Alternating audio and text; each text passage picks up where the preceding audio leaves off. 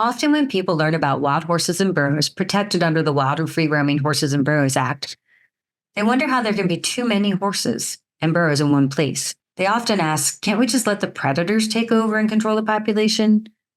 Or can't we just let nature take its course? This is a brief answer to those questions. Female horses and burros often begin to reproduce by the time they are 2 and have 1 offspring a year. In wild animals, when there isn't a lot of food on the landscape, females don't have the energy to reproduce and population growth slows down. However, this is not so for horses and burros. Thousands of years of domestication have created a situation where horses and burros can have babies even when they are stressed from a lack of food and resources in the environment. Wild horses and burros do not experience reduced birth rates as they begin to starve.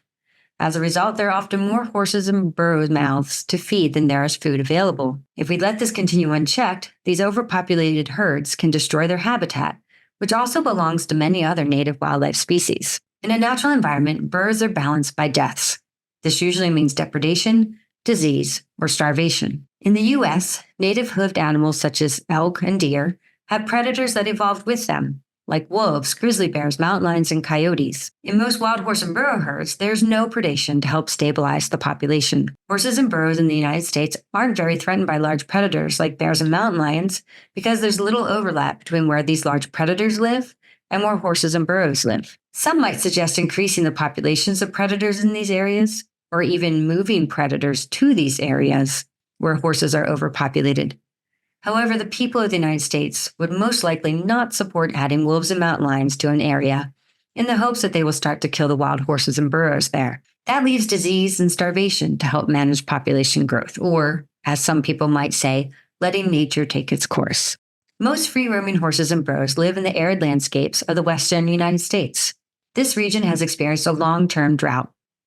As a result, many horses and burros face starvation every year. It takes weeks for these animals to die from starvation, a slow and painful process. A wild horse can manage 3 to 4 days without water.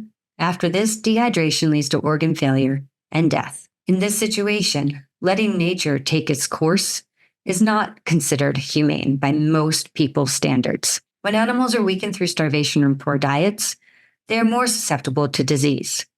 Some common diseases include equine influenza, equine rhino, which is a herpes virus, equine distemper, tetanus, and West Nile virus. These diseases alone may not kill a wild horse or burro, but when combined with starvation and dehydration, they can. Rather than allow thousands of animals to suffer starvation and disease each year, the United States government steps in to try to help, often by rounding up herds of horses and burros and taking them to pastures, where they can be taken care of and hopefully adopted. Please view our associated videos to learn more about federal management options of wild horses and burros.